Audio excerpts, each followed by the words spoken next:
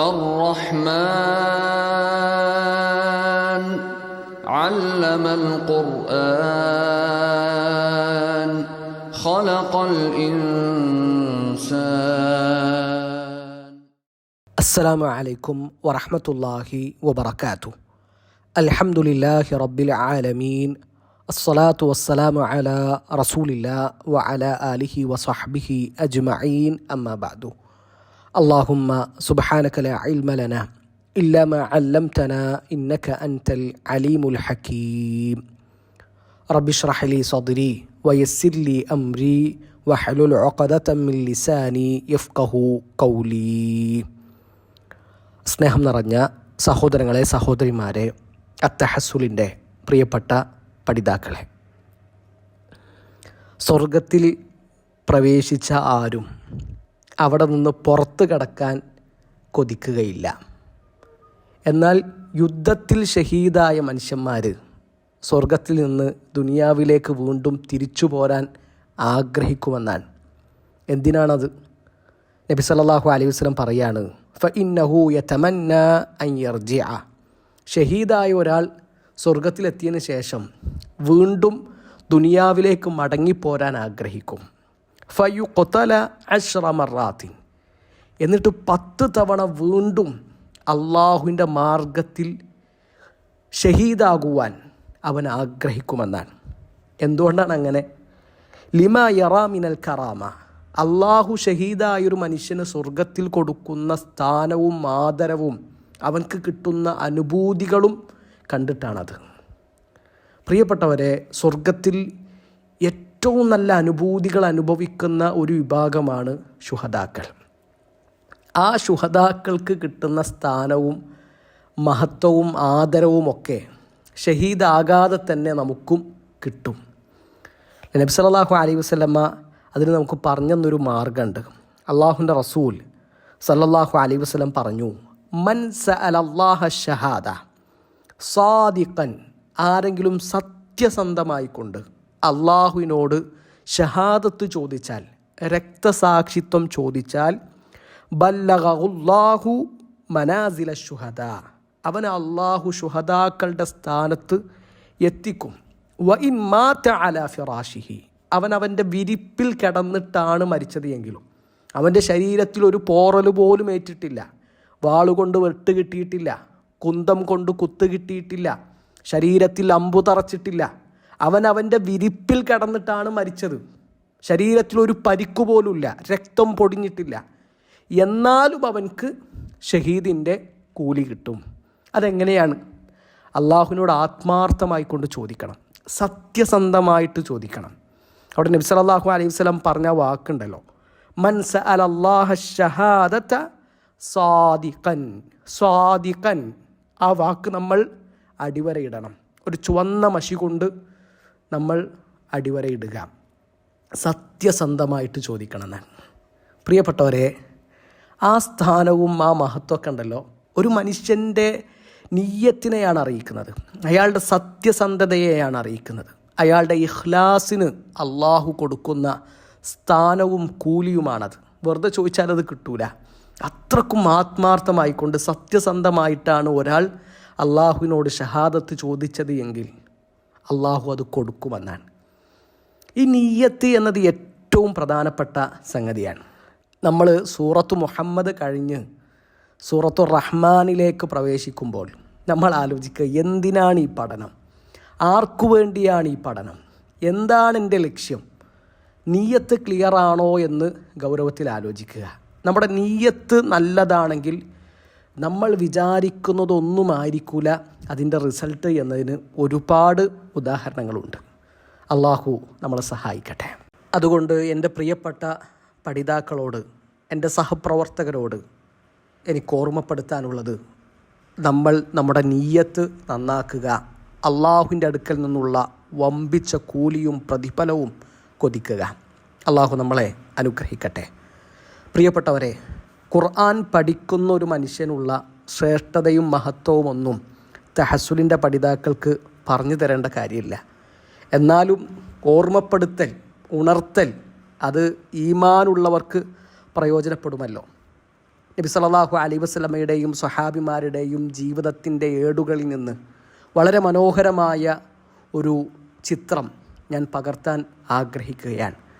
ഉഹദ് യുദ്ധം കഴിഞ്ഞു, പൊട്ടിപ്പാറി യുദ്ധം നടന്നു. ഇസ്ലാമിന് കുറച്ചൊക്കെ നഷ്ടങ്ങളുണ്ടായ യുദ്ധമായിരുന്നു ഉഹദ്. അള്ളാഹുവിൻ്റെ റസൂലും പറഞ്ഞത് അനുസരിച്ചിട്ടില്ല എങ്കിൽ എന്ത് സംഭവിക്കുമെന്നതിനുള്ള വലിയ ഉദാഹരണങ്ങളിലൊന്നാണ് ഉഹദ്. 70 ആളുകൾ ഉഹദ് യുദ്ധത്തിൽ ഷഹീദുകളായിട്ടുണ്ട്. 64 അൻസാറുകളും 6 മുഹാജിറുകളും. മരിച്ചു കഴിഞ്ഞാൽ ഒരാൾക്ക് ഒരു ഖബർ, അതാണ് അടിസ്ഥാനം. 2 ആളുകൾ ഒരുമിച്ച് മരിച്ചിട്ടുണ്ടെങ്കിൽ 2 ആളെയും കൊണ്ടുപോയിട്ട് ഒറ്റ ഖബറിലല്ല കിടത്തേണ്ടത്. 2 ആൾക്കും 2 ഖബറുകളാണ് വേണ്ടത്. അങ്ങനെയാണ് ചെയ്യേണ്ടത്. എന്നാൽ അനിവാര്യ ഘട്ടങ്ങളുണ്ട് എങ്കിൽ ഒരു ഖബറിൽ തന്നെ ഒന്നിലധികം ആളുകളെ മറമാടുകയും ചെയ്യാം. ഉഹദ് ശരിക്കും അങ്ങനത്തെ ഒരു അനിവാര്യ ഘട്ടമായിരുന്നു. 70 ആളുകൾ ഷഹീദുകളായിട്ടുണ്ട്. നബി സല്ലല്ലാഹു അലൈഹി വസല്ലമയുടെ അരികിൽ വന്നിട്ട് സ്വഹാബിമാർ പറഞ്ഞു, അൽ ഹഫ്റു അലൈന ലികുല്ലി ഇൻസാനിൻ ഷദീദ്. നബിയെ, ഇവിടെ ഷഹീദുകളായിട്ടുള്ള ഓരോരുത്തർക്കും വേണ്ടി ഇപ്പോൾ ഖബറുകൾ കുഴിക്കുക എന്നത് കഴിയുന്ന കാര്യമല്ല. അത് ശ്രമകരമാണ്, വല്ലാത്ത പ്രയാസമാണ്. അപ്പോൾ നിങ്ങൾ എന്തെങ്കിലും ഒരു മാർഗം പറഞ്ഞു തരണം, ഇതിനൊരു പോംവഴി നിർദ്ദേശിക്കണം. നബി സല്ലല്ലാഹു അലൈഹി വസല്ലം അവരോട് പറഞ്ഞു, ഇഹ്ഫിറു വഅമികു വഅഹ്സിനു. നിങ്ങൾ ഖബറുകൾ കുഴിക്കുക, ആഴത്തിൽ കുഴിക്കുക, നന്നായിട്ട് കുഴിക്കുക. വദ്ഫിനുൽ ഇസ്നൈനി വസ്സലാസ ഫി ഖബറിൻ വാഹിദ്. എന്നിട്ട് 2-3 ആൾക്കാരൊക്കെ ഒരു ഖബറിൽ തന്നെ നിങ്ങൾ മറമാടിക്കൊള്ളുക. കാരണം ഉഹദ് അങ്ങനത്തെ ഒരു സാഹചര്യമാണ്. എല്ലാവർക്കും ഖബറുകൾ കുഴിക്കുക എന്നുള്ളത് ആ സമയത്ത് അസാധ്യമാണ്, കഴിയുന്ന കാര്യമല്ല. അപ്പോൾ നബി സല്ലല്ലാഹു അലൈഹി വസല്ലമയോട് അനുചരന്മാർ ചോദിക്കുന്നൊരു ചോദ്യമുണ്ട്. അത് തഹസ്സുലിൻ്റെ ഓരോ വിദ്യാർത്ഥിയും ശ്രദ്ധിച്ച് കേൾക്കേണ്ട ചോദ്യമാണ്. ഖുർആൻ പഠിക്കുന്ന ഓരോ മനുഷ്യനും കാതുകൂർപ്പിച്ച് കേൾക്കേണ്ട ചോദ്യവും ഉത്തരവുമാണത്. ഫമൻ നുഖദ്ദിമു യാ റസൂൽ അല്ലാഹ്.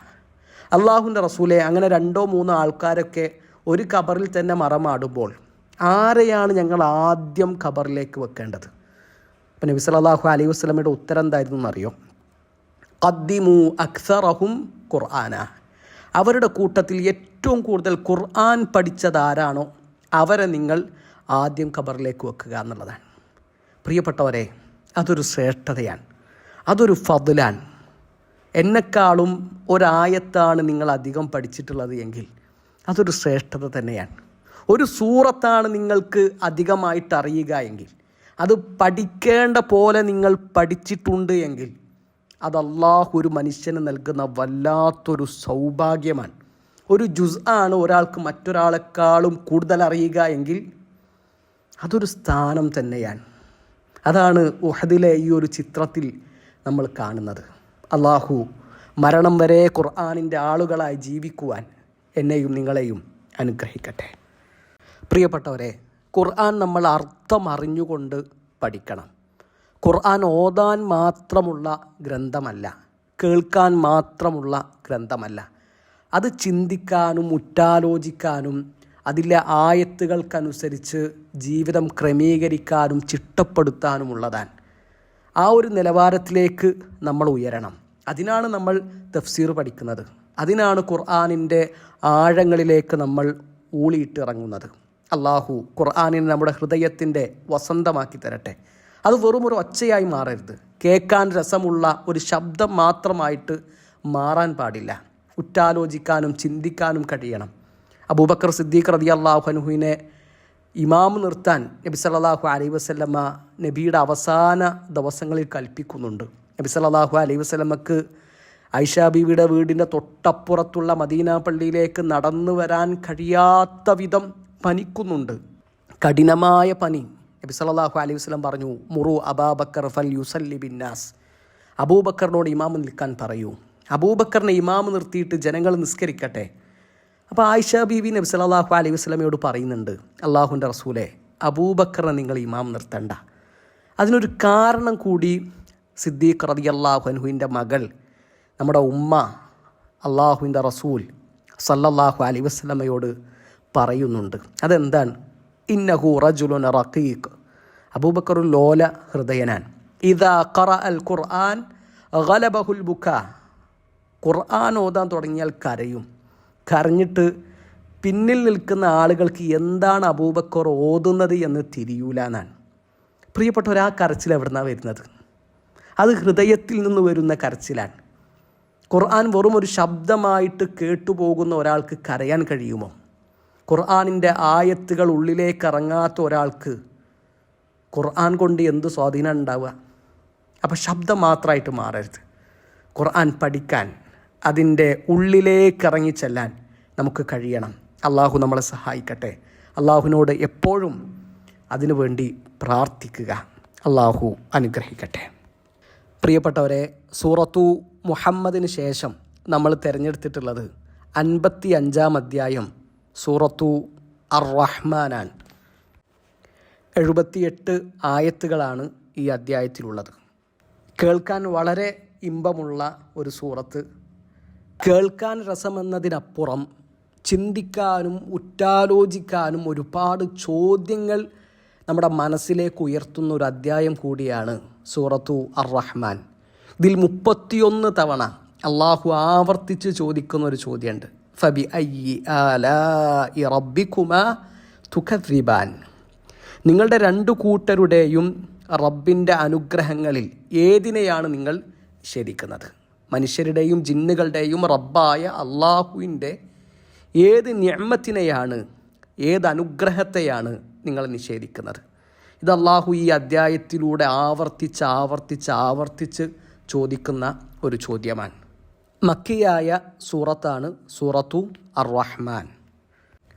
ഖുർആനിലെ ഓരോ അധ്യായത്തെയും അടുത്തറിയുമ്പോൾ ആ അധ്യായം നമുക്ക് പ്രിയപ്പെട്ടതായിട്ട് മാറും.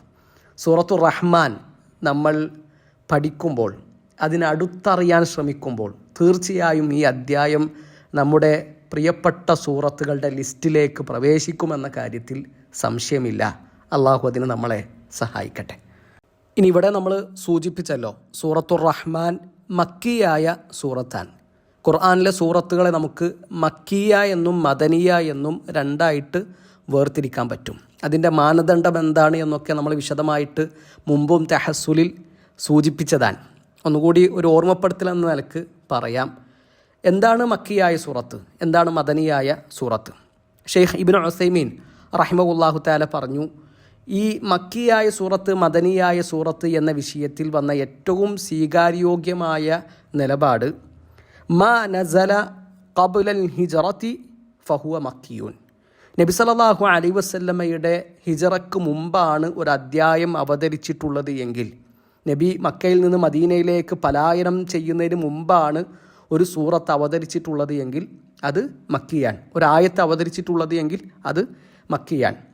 വമാ നസല ബഅദൽ ഹിജ്റതി, ഏത് സൂറത്താണോ ഹിജറക്ക് ശേഷം അവതരിച്ചിട്ടുള്ളത്, ഏതായത്താണോ ഹിജറക്ക് ശേഷം ഇറങ്ങിയിട്ടുള്ളത്, അത് മദനിയുമാണ്. അപ്പോൾ ഇവിടെ നമ്മൾ ശ്രദ്ധിക്കേണ്ട ഒരു കാര്യം, അവതരിച്ച സ്ഥലമല്ല പരിഗണിക്കുക, എവിടെ അവതരിച്ചു എന്നതല്ല നോക്കേണ്ടത്, എപ്പോഴാണ് അവതരിച്ചത്, അവതരിച്ച സമയമാണ് പരിഗണിക്കേണ്ടത്.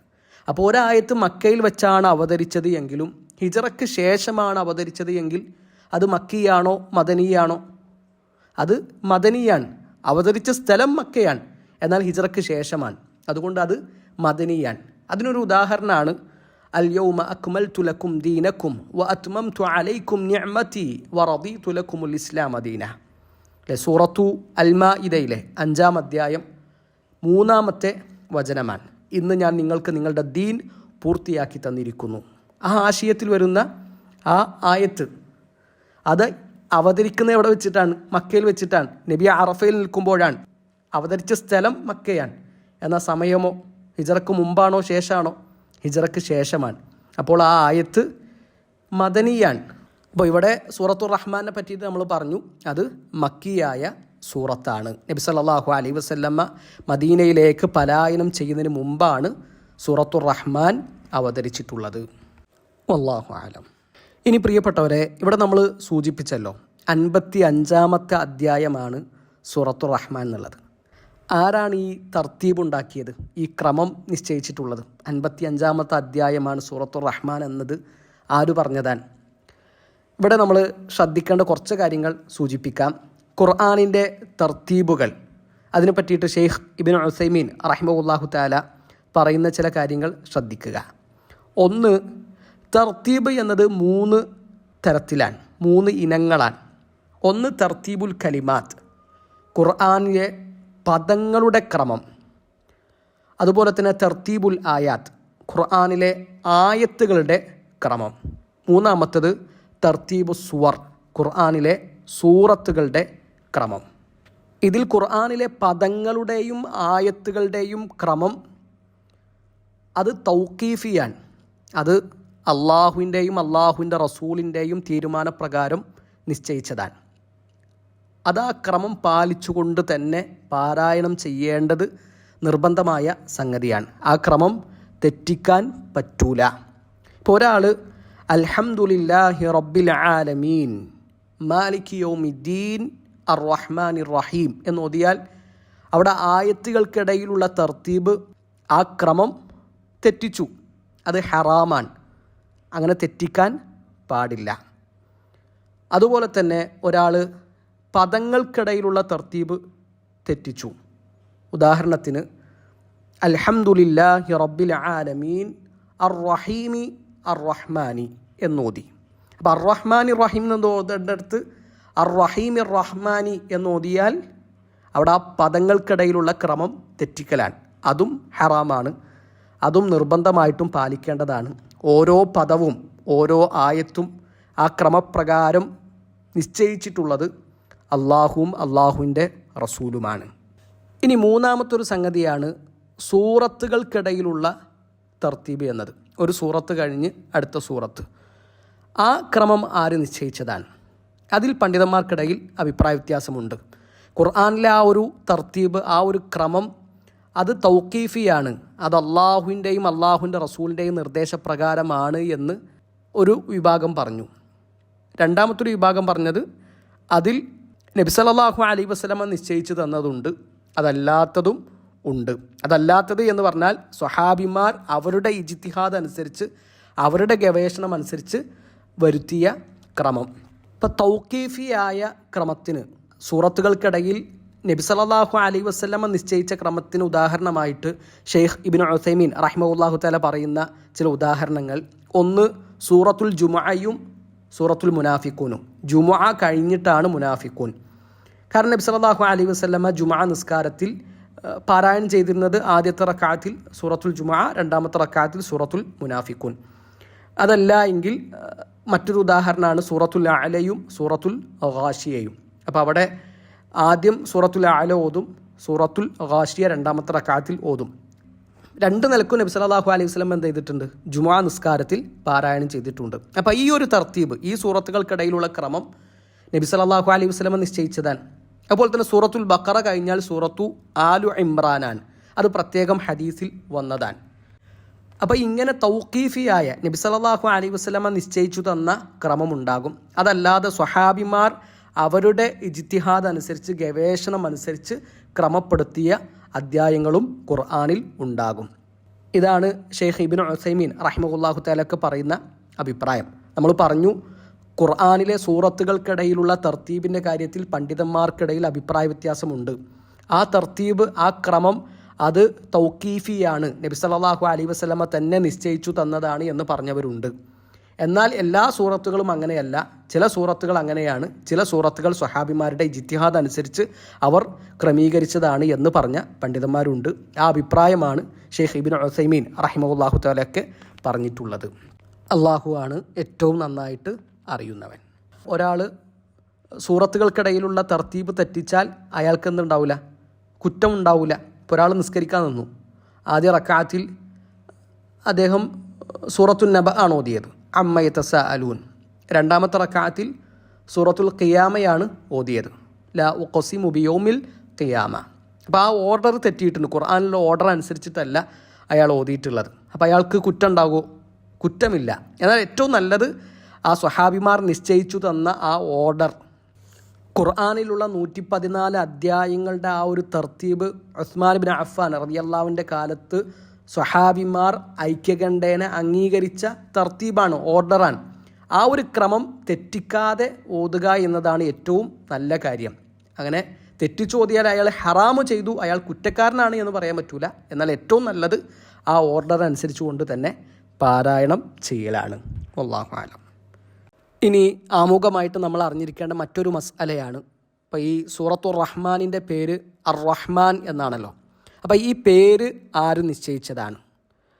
ഷെയ്ഖ് ഇബ്നു ബാസ് റഹിമഹുല്ലാഹു തആല പറയുന്നത്, എല്ലാ സൂറത്തുകളുടെയും പേര് നബി സല്ലല്ലാഹു അലൈഹി വസല്ലമ പറഞ്ഞതല്ല. ചിലത് നബി സല്ലല്ലാഹു അലൈഹി വസല്ലമ പറഞ്ഞതാണ്, ചിലത് സ്വഹാബിമാരുടെ അഭിപ്രായമാണ്, ആ സൂറത്തിൽ നിന്ന് തിരഞ്ഞെടുക്കുന്നതാണ്.